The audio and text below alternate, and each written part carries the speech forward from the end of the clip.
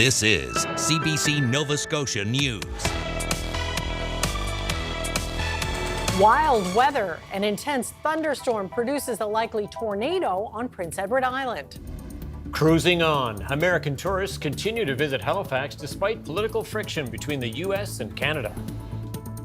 And pothole AI. Halifax looks for new technology to better detect cracks, bumps, and holes on municipal roads. Scattered shower and thunderstorm chances coming to an end this evening, and a quieter Thursday across the region. Your full forecast is coming up.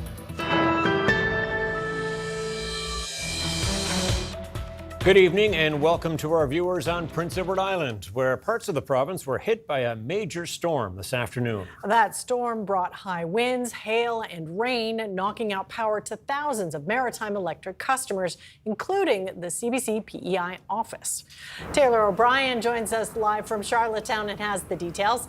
So Taylor, it's nice out there now, but what can you tell us about it was like earlier?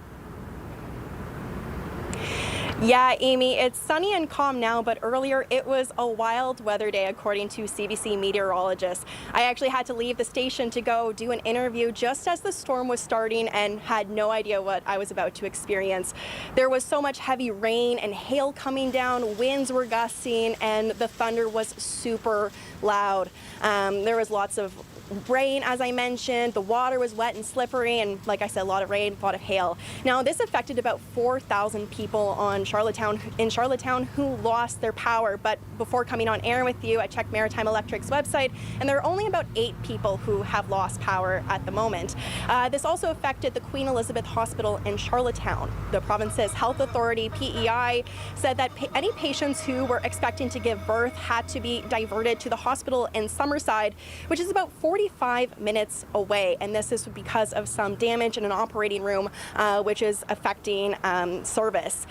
There were also some road closures and detours in Charlottetown, which I saw, and lots of water on the roads, lots of traffic lines that were completely covered in water. Now, the storm also affected the eastern part of PEI, and some people reached out to us saying they saw some water spouts and what looked like tornadoes. Now, CBC meteorologists saw some of the videos that were sent to us and said they had characteristics of a tornado, but can't confirm. CBC and Environment Canada has to confirm this.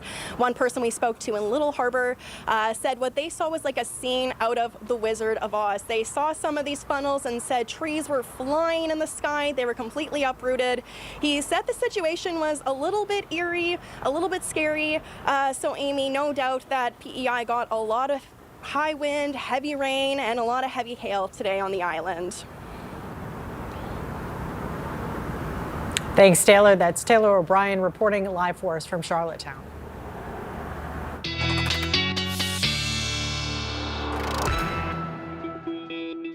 And of course, Ryan Snoddon watching all of this safely from the Weather Centre here in Halifax. Very keen on all of this. Yeah, and in for Jay this week as well, doing double duty for PEI and Nova Scotia fittingly. So we have the entire audience here to kind of run down how the day played out. It was a quiet start to the day. Picking up the radar here around noon, I want to show you this potential, we'll call it potential, but likely tornado that went through the Surrey area here. And this is the cell that moved through around 1 o'clock this afternoon with, yes, heavy downpours and, yeah, what looked like a very likely tornado. At the same time, Charlottetown getting all of that rain, that hail in a very short period of time. At the same time, here in Nova Scotia, Bedeque got absolutely hit very hard for over an hour with these very slow-moving thunderstorms dropping over 70 millimeters and creating some localized flooding in Bedeque. And at the same time, we had storms across the Northumberland shore, Guysborough, into the metro area. The good news is those storms are fizzling out, and we've got a much quieter Thursday shaping up. Full weather details are coming up, Tom and Amy. Yeah. We'll be fine with that. All right, thanks so much, Ryan. All right, to the trade war now between Canada and the U.S. As it heats up, Americans are still happy to vacation in Canada, including here in this region. So what are they saying about the trade war? The CBC's Sabrina Fabian spoke to some of them to see how they're feeling about the friction between the two countries. The cruise ship, the Norwegian Jewel, slowly makes its way out of the Halifax harbour with hundreds of American tourists on board. With local souvenirs tucked in their luggage and warm lobster in their bellies, they're among the millions of Americans who travel to Canada every year, regardless of their political stripes. We love Canada. I mean, it's an important relationship, and I think it's in everyone's best interest to keep it as an important allyship. But stepping onto Canadian soil while the U.S. president takes jabs at Canada can be uncomfortable. I kind of feel embarrassed, and I feel like they have every right to look at us distastefully. But I just wish that everyone would know that just because we live in the country we live in does not mean we approve of the president that we have. In Charlottetown, the sentiment is similar. American tourists still love coming to Canada. Canadians are so wonderful, and the whole town, we've been here before, and we've just enjoyed it so much. That's our government. The people, I think, are still friends. And in Corner Brook, tourists are feeling a warm Newfoundland welcome. Everyone has been so nice. I was kind of expecting a little bit of standoffishness, but y'all have been very gracious, and we are very thankful. We're sorry for everything that's going on. We really are. We love Canada. Americans contributed more than $17 billion to the Canadian economy in 2025. Much of that tourism is thanks to the cruise ship industry, which has stops in cities across the Atlantic provinces, from April until the last leaves fall in November. They're really crucial to ensuring that we're able to provide employment for as many people as possible for as long as possible. But the trade war isn't slowing down cruise traffic. We haven't really heard anything other than the doors are still open. In fact, the busy season is just about to kick off, and Canadian hospitality will be on full display. I have found that people are very welcoming, despite the behaviors and decisions that our current administration has made. Sabrina Fabian, CBC News, Halifax. For the fifth time, the bail hearing for a man who allegedly threatened to bomb the U.S. consulate in Halifax has been adjourned. But as the CBC's Josh Hoffman tells us, a federal prosecutor is seeking to increase the maximum penalty for the accused. The man accused of a bomb threat in downtown Halifax appeared by video in provincial court on Wednesday, and his case was once again delayed. The bail hearing for Ali Azakara was pushed to Friday, when some sort of resolution is expected by both sides. There was some news in court on Wednesday, however. The federal prosecutor told the court she's seeking an increase to the maximum penalty for the accused. Azakara was initially charged with uttering threats and mischief for allegedly threatening to bomb the U.S. consulate in downtown Halifax. But last week, Leanne Conrad laid an additional federal charge for threatening an internationally protected person. Under the criminal code, the consulate is considered a protected person, and the offense is considered an act of terrorism. Typically, the sentence is up to 14 years, but Conrad told reporters outside the courtroom Wednesday that she's now asking for the maximum sentence to be life in prison. So it's because it's defined as a terrorism offense under Section 2 of the Criminal Code. So because of that, the Crown can make this, give this notice, and then it's an increased maximum penalty. Conrad says this doesn't mean she'll be asking for life in prison for the accused if he's found guilty. Azakara's legal aid lawyer declined to comment on Wednesday's hearing, but he did tell the courtroom he finally expects a resolution to the bail hearing on Friday when the matter is back in court. Azakara's bid for bail has now been adjourned 5 times in 2 weeks. Josh Hoffman, CBC News, Halifax. A child in a stroller suffered minor injuries following a hit and run in Halifax on Tuesday afternoon. The collision happened in the 2700 block of the Clifton Street area just after 4 p.m. The adult was pushing the stroller across the street in an unmarked crosswalk when a 2016 black Jeep Cherokee hit them. The driver briefly stopped, then left the area. The child was sent to hospital. The adult also had minor injuries. The driver is believed to be a white man around 40 to 50 years old and was possibly wearing a yellow construction shirt. Well, Halifax is looking for new technology to help detect potholes and other road issues. The municipality has issued a tender for an artificial intelligence tool that can help with road maintenance, joining a growing number of Canadian cities. The CBC's Haley Ryan has that story. Potholes and cracked pavement are a real pain for Halifax drivers and an expensive and time-consuming issue for the city. So Halifax is looking for extra help from artificial intelligence. The city has issued a tender for an AI solution to inspect roadways and detect problems, helping to prioritize what to repair first. I think it will be a wonderful resource. Transportation professor Hassan Habib says this kind of technology usually involves vehicle-mounted cameras, taking photos or video of streets and then flagging potholes or weak spots that could break soon.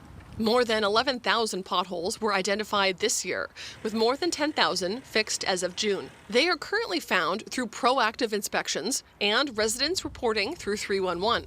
It will be much easier and faster to prioritize which one get fixed faster than based on the complaints or all citizen initiatives or manual surveys. We might miss a couple of things. Halifax documents show only about half of the city's more than 2,000 kilometres of roads are considered in good condition. And as that percentage drops, the price tag for repairs will go up. This year, Halifax says it has spent $1.4 million on potholes as of last month. Cities like Markham in Ontario's York region say they have found success with AI tools. It has been using a technology called City Rover for 6 years to detect potholes and more recently to assess pavement quality. So together they support life cycle cost avoidance and help the City of Markham's road maintenance budgets go further. The Halifax tender for the AI technology closes in early September. Habib says these tools have a lot of potential, and he is hopeful Halifax chooses an option that could eventually monitor more than potholes. But this technology is still emerging. It's not like a off the shelf, it's just in certain cases experimental stage. So we have to be cautious in selecting which one we want and which one we want to learn our cityscapes. The Halifax contract for this technology would be for 3 years with an option to go up to 8. Halifax hopes the tool can be ready by next summer, just in time for road construction season. Haley Ryan, CBC News, Halifax. The municipality of Cumberland is moving ahead with an AI data center moratorium. The 6-month ban on permits unanimously passed first reading on Tuesday. The municipality has received no development applications, but a land purchase in Malagash sparked concern earlier this year. Cumberland Mayor Rod Gilroy says the pause gives staff time to develop rules. He believes his council is the first Nova Scotia municipality to consider a moratorium. Halifax is looking into buying a new ferry to help with service issues. Regional Council asked staff to gather details on what a new ferry might cost, including staff and maintenance. The city's 5 ferries came into service between 12 and 8 years ago. They will soon enter midlife overhauls, which comes with expensive repairs and lengthy time in dry dock over the next few years. Maintenance issues earlier this year cut the Alderney ferry to half-hour service for months rather than 15 minutes on weekdays. Mayor Andy Fillmore made the original motion. The report will come back to council alongside a larger review of the ferry service later this year. Amanda Mumbercat says that if she becomes the next leader of the Nova Scotia Liberal Party, party renewal will be a priority. Mumbercat released details of that plan during an event Tuesday evening in Dartmouth. She says there's been a recurring theme during the months she's been spent meeting with party members. Heard consistently that Liberals are frustrated. Liberals want to build in their own communities. They want to identify and support promising candidates through open and fair nomination processes. And they want to belong to a Liberal Party that clearly understands and proclaims loudly that community values, cultural expression, and our rich natural environment are part of our economic growth, not barriers to it. Mumbercat says part of her plan for renewal is a commitment to implementing the recommendations of a report the Liberals ordered in the wake of their 2021 general provincial election loss. And the tributes just keep pouring in for legendary singer Dolly Parton, including from Nova Scotia's own Anne Murray. Give me the beat, boys, and free my soul. I want to get lost in your country song and drift away. Murray posted a throwback to this performance on her social media yesterday. The two sang together on Parton's variety show in 1976. Murray wrote, "We have lost an angel. The world has been blessed to experience her talent, her joy, her kindness, and goodness. Dolly was the best. What a legacy she has left." And Ryan is up next with the full weather forecast. Stay with us. We're back after the break.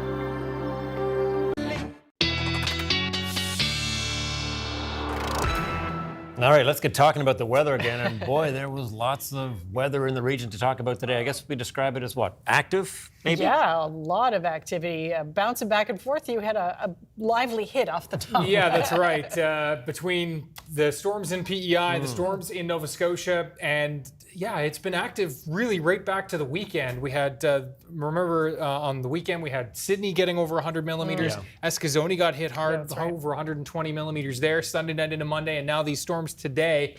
And Bedeque, as I mentioned earlier, picked up 70 millimeters in a short period of time. Looks like some localized flooding there based on some of the videos circulating on social media. And I've got my own video to show you how the day played out in Bedeque. So this is a time lapse. And what a great start to the day. Peaceful. Yeah, so lovely. Absolutely beautiful, stunning morning. And yeah, as you can see here, I'll put a pause right when that storm rolls through. You can see things kind of turning a little darker early afternoon.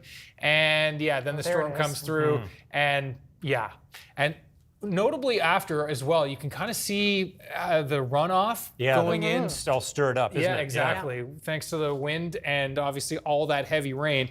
It's nice and quiet in Bedeque yet again. And thanks to Nova Scotia webcams for this shot. And as we look at the outlook for temperatures across the region, low 20s across Prince Edward Island for you folks still with us this evening. And we are looking at temperatures low to mid 20s across Nova Scotia as well. And looking at the humidex values, we've been more like the high 20s and a few low 30s today. That mugginess in the air adding a little extra oomph to these storms that have been rolling through. Things pretty quiet now across Prince Edward Island, and we are looking at things slowly but surely easing here across Nova Scotia as well. Still an isolated shower over the eastern shore region, but generally we're pretty quiet as we back things out. We've got this system here that's going to be rolling into the region and moving in with some wet weather for Friday, but Thursday is looking pretty calm. Quick look at those temperatures across North America and right into the forecast here. So that slight risk for a shower with rumble of thunder ending this evening across eastern parts of Nova Scotia and into Cape Breton. We're done with the shower risk and thunderstorm risk for Prince Edward Island. And as we look at the outlook for tonight, you can see those temperatures right around 14, 15, 16 degrees. It'll be 16 or 17 to start the morning across PEI. I've popped Charlottetown on there for you folks as well. As we look at the outlook, note some low-level fog, but overall looking low-level cloud and fog to start Thursday morning, but overall lots of sunshine. We are looking at some increasing cloud into the afternoon, calling it a mix of sun and cloud for Thursday afternoon, both on the island, also Cape Breton Island, clouding up a little bit into the afternoon and across mainland Nova Scotia. Temperatures will range between 22 and 27 across Cape Breton tomorrow. Southerly winds, so coolest in those onshore southerlies. Warmest in and around the Bredor Lakes, including Bedeque, looking at 28 Antigonish, 26 in Sherbrooke. Back into central areas, we're going to be looking at temperatures ranging between 25 and 28 here with a southerly wind. And just a really, really nice day. Humidity adding a little bit of a feel to it tomorrow, but not too bad, as you will see with the muggy meter. I think we're going to be feeling more like the high 20s, low 30s when you factor in the humidex. Friday, looking at some sunshine early, especially eastern areas, Cape Breton, Prince Edward Island. Halifax looks cloudy from the get-go in the west. Shower chances into the afternoon will march eastward. That risk will march eastward throughout the day. Cape Breton and Prince Edward Island staying dry until we get to Friday evening, and then looking at that shower chance marching in for you folks as well. Friday's going to be warm. Temperatures into the mid-20s. Similar story for the island. And then as we move into Friday night, this will be our best chance for showers, and it looks like that will linger into Saturday morning. Chance for a shower for Cape Breton, but it does look like the mainland will be dry. I think Prince Edward Island, despite maybe an isolated risk, early in the morning is dry as well. And then we're going to clear the skies slowly but surely into Saturday afternoon, becoming brighter and brighter as the day moves along. Looking at the muggy meter, you can see the mugginess in place for Friday into early Saturday, then crashing. So some nice dry air moving in for the weekend. So that's some good news there. We're going to clear the skies for Saturday, as we said. Sunday looking pretty good as well. Sunday, also looking at Sunday night into Monday, another system coming through behind that. A little bit of a fall-like feel with some early 20s to kick off September. That begins on Tuesday. And your Prince Edward Island 7-day, you can see similar story, pretty nice for the weekend. Showers Monday, and then temperatures riding those low 20s next week. So a little September feel, but September kicks off on Tuesday. Changes in the air, right? You bet it is. Okay, thanks so much, Ryan. Thanks, Ryan.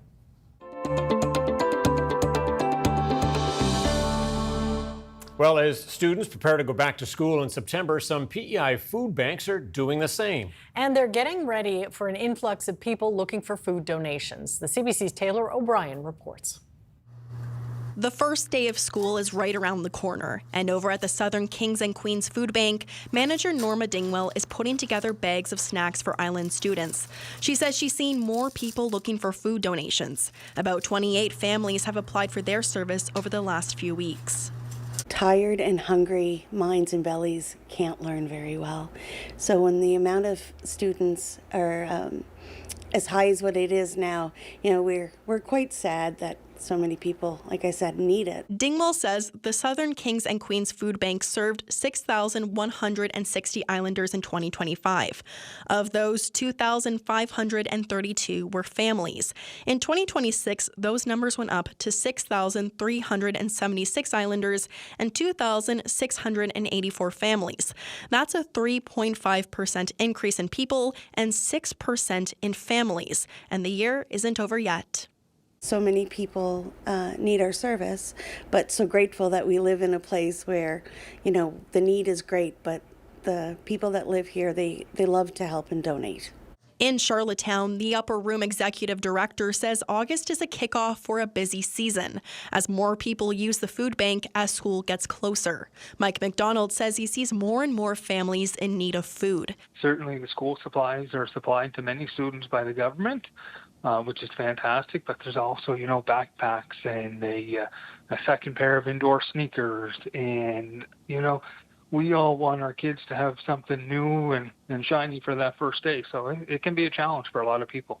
McDonald says the food bank is also seeing post-secondary students.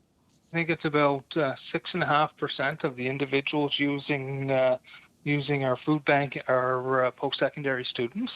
We certainly do see a number of post-secondary students. Tuition and the cost of books and everything, it's, a no-brainer that they're going to be reaching out for a little extra help as well. Dingwall says the food bank is in need of everything, but with the first day of school in less than 2 weeks, she and McDonald say lunch items like granola bars, fruit cups, and apples would be appreciated.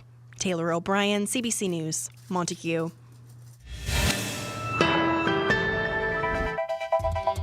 Coming up, 2 Nova Scotian artists who played at Dollywood remember the Queen of Country after her passing yesterday.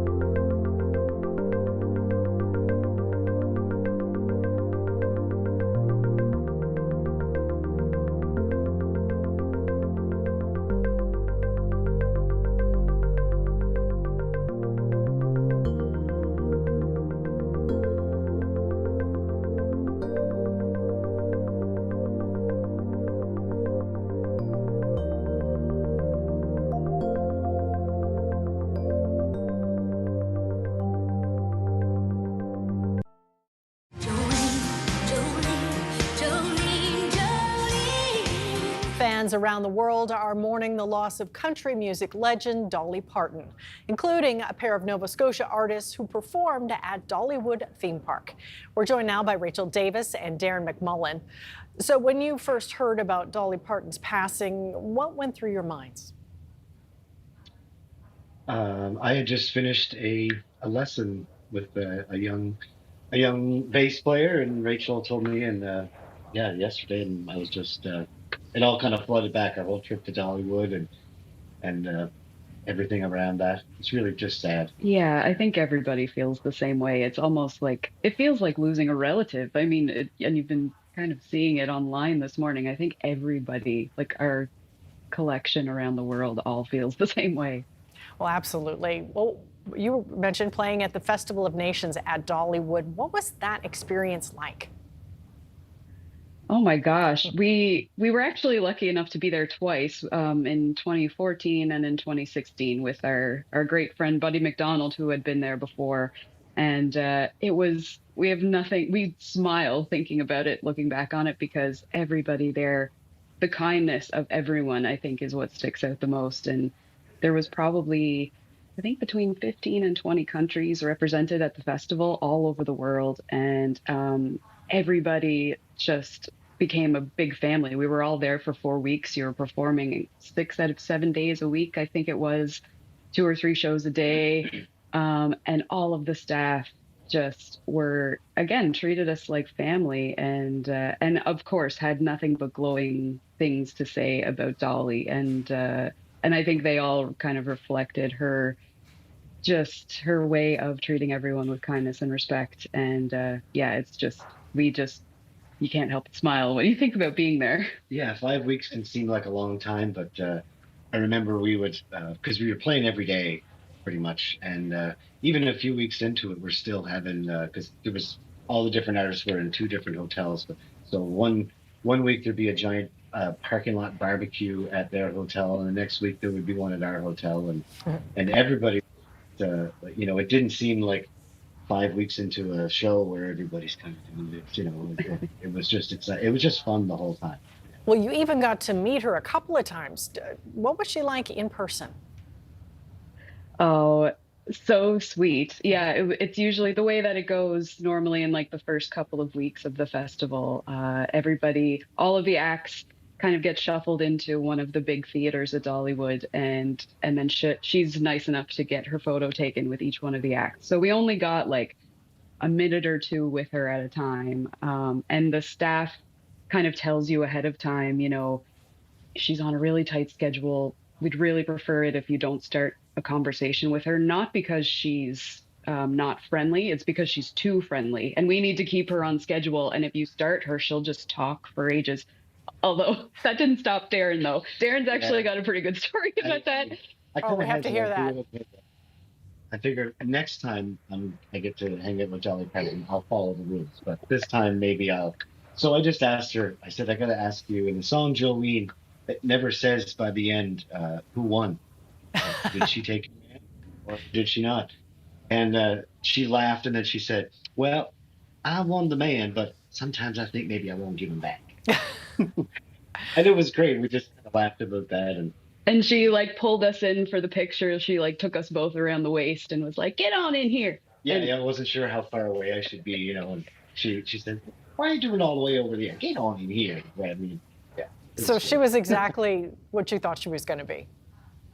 Oh, of course. Yeah. I know that old saying of never meet your heroes because you'll end up being disappointed. Well, yeah, she's just exactly how she would seem to anybody, just as if she never left Pigeon Forge, amazing. Mm-hmm. Well, of course, she was also an actor and a philanthropist. I'm wondering, what kind of legacy do you think she leaves behind?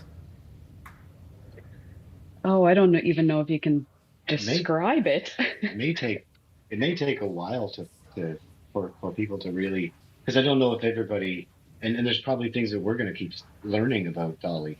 We knew about the Imagine library, the books that the library she set up where she sends books to kids, 1 a month from birth to age 5, like something like 200 million books she sent out, all for free to encourage literacy, things like that. and that's sort of all under the radar for most people. I mean, we know the music, we know the movies, the songwriting. I think people may find out too that she wrote a lot more songs than people realized, or that she was involved in a lot more things. I don't know how you would pinpoint her legacy just yet. I feel like It's gonna take a while. she treated everyone she met like her own family, and what more could you possibly ask for a role model than that?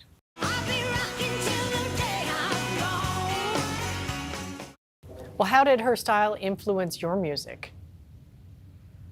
Oh my gosh. Well, I mean, her voice and her songwriting style is, I think, anyone that we know, any of our friends who are musicians could say that she had just such an impact on coming from really nothing to building what she's built. And she just had such a true talent about her. Her vocals are like no one else's, and her songwriting was incredible. And to know that she came from such a tiny spot, made it globally, and still never forgot where she came from. I think she would have fit in really well on the East Coast. Yeah, exactly. All right, well, before I let you go, do you have a favorite Dolly song? Oh, that's hard. That is really hard. This sounds like a shameless plug, but we did a cover last year of Hard Candy Christmas. Yes. We did a recording of that, which we had plans to have this, certain instrumentation, things like that. And we went in the studio and we just played it guitar and voices, and then we decided to leave it at that. And I love that song because it's one of those, knock me down, give it, but getting back up sort of thing. And speaks to the strength of her, I think, just that she just was completely indescribable, I think, in the way that she delivered songs. So much of her catalog is legendary. Well, thank you so much for sharing your memories, your stories. We appreciate it. Thank you for having us. Coming up, the latest tariff fallout has prompted a renewed call to buy Canadian and boycott American products. And over 100 people are dead and more are missing after massive flash floods swept through communities in Nepal.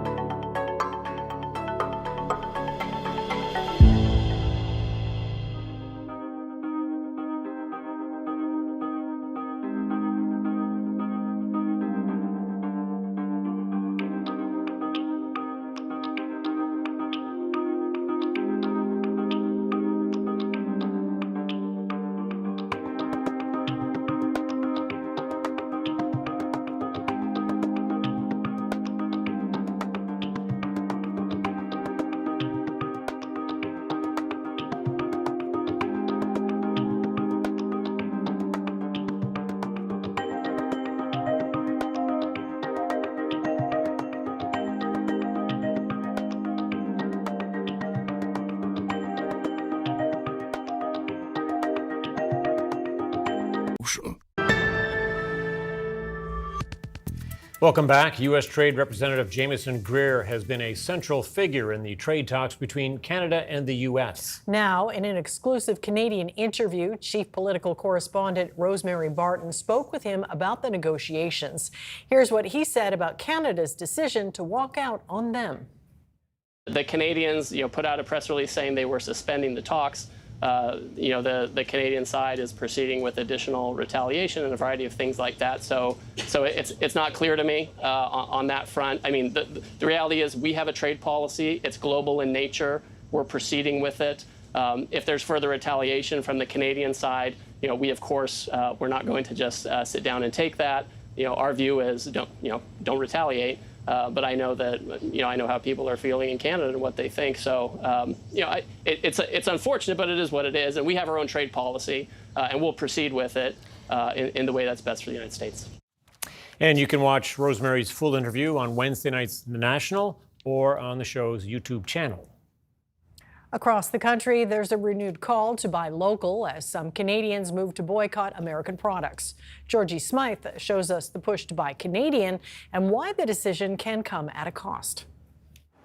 Fresh, vibrant Canadian produce, an easy sell at this market. Peaches, nectarines, plums, everything local, no states. Shoppers here have discerning, patriotic tastes. Where is this from? Is it local or is it the U.S.? Anytime when they hear U.S., they say, oh, I'm not going to buy it. But beyond the grocery aisle, other Canadian products and their makers are more exposed to the realities of the trade war. There's a powder.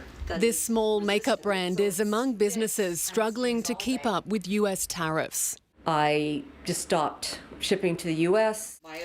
And it affects what businesses can buy too. She says the last few months have highlighted the limits of domestic suppliers. Within Canada, there aren't many manufacturers that offer products. And despite the desire to buy Canadian, for many, price still drives purchases. If I have an opportunity to buy a Canadian product or an American at the same price, I'm obviously going to support a Canadian business. I obviously want to lean for BC berries, but sometimes the price tag is it's pretty high. Many Canadians are already struggling with the cost of living. Some people that have the means can keep it up, or if you're just looking at optional purchases, you can forgo those for a while. Paul Long is no stranger to reinvention. His BC-based brand Anian transforms recycled textiles into clothing. It's losing some access to US customers, but he hopes Canadians gain something else in the turmoil. We as a country really start to understand how important it is to be able to manufacture our own goods, both agriculturally, textile, food, technology, and any of those sorts of things. Analysts say navigating these off-again, on-again tariffs will also do damage to Canadian businesses that once relied on the certainty of cross-border trade. Georgie Smythe, CBC News, Vancouver. If you are a regular shopper at a Loblaw-owned grocery store, you may soon notice a change in how produce is labeled. With consumers looking to buy Canadian products amid a trade war with the U.S., country of origin signage is set to return. Sophia Harris looks at the change and what led to it. If you've been grocery shopping recently, you may have noticed something missing at Loblaw-owned stores in most provinces. Earlier this month, the country of origin disappeared from store signs in the fresh produce aisle, sparking customer backlash. It seems to me like a really un-Canadian thing to do during these times. Carl Mueller says he's one of those elbows up people. There's an economic attack on us. And as just an ordinary citizen, my only way of fighting back is to support Canadian businesses, to shop local. Good corporate citizens would make labeling easy and obvious during this time. It appears the backlash worked. On Tuesday, Loblaw flip-flopped its decision. They're probably thinking, boy, we picked the wrong week to pull the labeling. This agricultural economist predicted on Monday Loblaw would rethink its decision following the launch of a fresh Canada-U.S. trade war. I suspect they're counting the number of messages and social media blog they are seeing and phone calls they're getting from customers. After CBC News reached out to Loblaw, they told us they're bringing back the country of origin signage in their fresh produce aisles. We shared the news with Mueller. I think that's wonderful. It just tells you why we need to be shopping Canadian and why we need to exert the purchasing power that we have. However, Mueller says he won't fully rejoice until he sees country of origin labels back in his superstore. Sophia Harris, CBC News, Toronto. A catastrophe is still unfolding in the Himalayas along the border between Nepal and Tibet. A sudden rush of floodwaters and mud have washed away buildings, homes, and communities. And a second torrent may be coming. So far, 157 people are reported dead, most of them in Nepal. And officials there say hundreds of others are missing, including 24 Canadian tourists. Willie Lowry has the details on what happened, but a warning, some of the images are disturbing because they show loss of life. It happened in the areas of Rasua district in northern Nepal and Jirong County, Tibet. A flash flood ripped through the area. Videos circulating on social media show a deluge of muddy water devouring buildings and cars.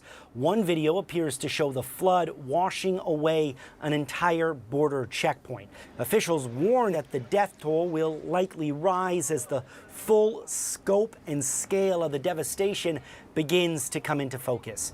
China's official state news agency says a landslide destroyed roads and entire villages and cut communication and power in the region. China's state broadcaster says over 570 rescue workers have been deployed to the area. While authorities have yet to officially confirm what caused the flood, they say an earthquake in the area could have triggered an avalanche that poured mud and rock into the Boat Koshi River, causing it to overflow. Willie Lowry, CBC News, London. 14 newborns have died in a fire at a hospital in Pakistan. They were in an intensive care unit at the time. Hira Mustafa has more. This is now one of the worst fire tragedies in Pakistan's recent history. There is shock and anger over the death of 14 infants who were inside the ward when the fire broke out in the early hours of Wednesday. Of the 15 babies inside the children's ward, only one was rescued alive and survived. Eyewitnesses say that rescue teams did not arrive in time to bring the fire under control. Some families also told CBC that they desperately tried to enter the ward and rescue the children themselves, but the thick smoke made it impossible for them to get inside. Some eyewitnesses have claimed the door to the children's ward was locked, which they say delayed the rescue operation. Grieving families are demanding answers and accountability. According to an initial investigation, an electrical fault in an air conditioning compressor triggered the fire in the children's and maternity ward on the 3rd floor. The country's Prime Minister Shehbaz Sharif has ordered an inquiry, but the government is now facing growing questions over whether or not the state-run hospital had adequate fire safety measures in place.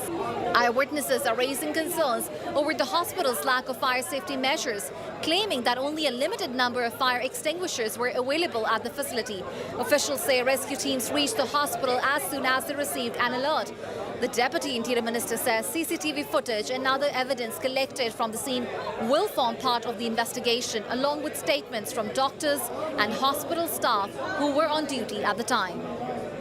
Hira Mustafa for CBC News, Islamabad. Social media giant Meta has agreed to pay $18 billion US to settle a lawsuit in California launched by dozens of states. They'd accused Meta of contributing to the youth mental health crisis by deliberately adding addictive features to its Instagram and Facebook platforms and hiding them from the public. Meta has also agreed to add stronger child safety measures to Instagram and Facebook. It will put in a 2-hour time limit use for the platforms for teens between the ages of 13 and 17, ban their use altogether between midnight and 6 a.m., and stop notifications during the school day. Meta has also promised to do more to ensure children under 13 can't use its platforms. Stronger and more user-friendly parental controls will also be added. If approved by the court, the $18 billion settlement will be paid to the states over a 10-year period to fund youth online safety initiatives. Prince Harry and his family have moved back to the United Kingdom. British media says Harry, his wife Meghan, and their 2 children arrived in London Wednesday after living in California for the past 6 years. They left Britain, citing concerns about media scrutiny and lack of support from the royal family. The surprise news of their plans to return to the UK followed a private gathering in July between the family and King Charles. The Sussexes, as they're known, are expected to live in a non-royal residence somewhere outside the capital. They'll remain non-working royals. 7-year-old Prince Archie and 5-year-old Princess Lilibet will be starting school in the UK this fall. A day after the death of Dolly Parton, another icon in the entertainment world has died. British actor and singer Tim Curry, who may be best known for his breakout role in the Rocky Horror Picture Show. I'm just a sweet transvestite from transsexual Transylvania. That's Curry as Dr. Frankenfurter in the 1975 cult classic that still has an international following. It launched Curry's 5 decades of fame in movies, TV, and on stage. He often played campy or villainous roles, including the terrifying clown in the small screen version of It and con artist Rooster Hannigan in the 1982 film adaptation of the stage musical Annie. You might also remember his roles in Home Alone 2, Lost in New York, and The Hunt for Red October. Curry had been plagued by health issues after suffering a major stroke in 2012. He died Tuesday evening at his home in Los Angeles. Tim Curry was 80 years old. Canada's main stock index finished in negative territory, while U.S. markets were also lower as investors continue to weigh the effect of ongoing Canada-U.S. trade tensions. Here now, a look at the numbers as we head to commercial break.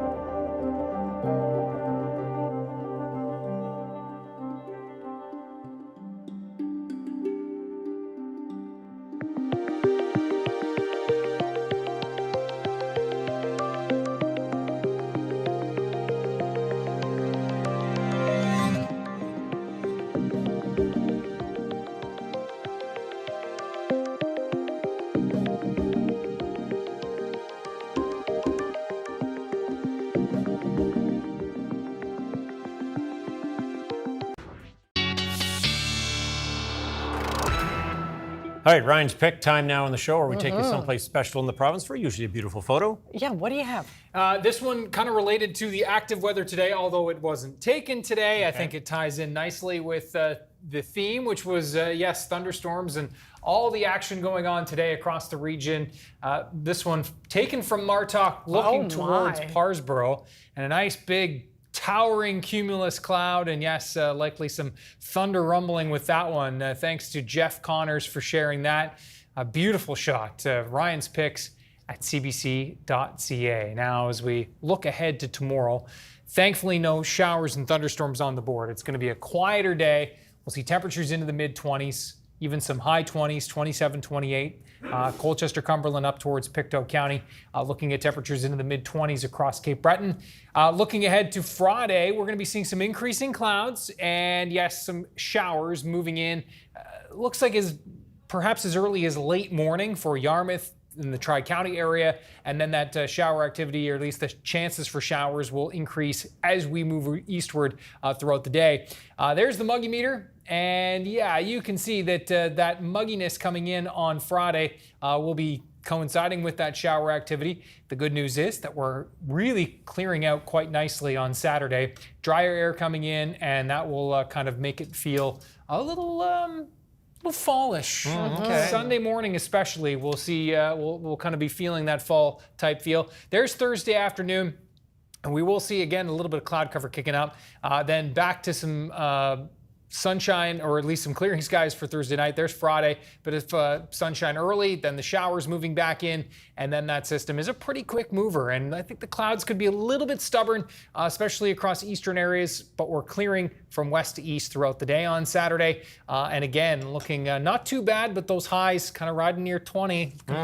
Again, September begins on Tuesday. Sweater weather's coming. Thanks for the reminder. Okay, good, Ryan. Well, now for something a little lighter, animals at the London Zoo are stepping on the scales for their annual weigh-in. Now, the zoo houses more than 14,000 animals weighing anywhere from less than a gram to 3/4 of a ton. Some of them willingly go along with the process, while others need a little coaxing. The measurements are used to monitor the health and development of the zoo population. They're also added to a global database that compares information on thousands of endangered species. Got to be creative. Yeah, exactly. For sure. That's it for us tonight. Thanks for watching. We'll see you next time. Good night. Good night.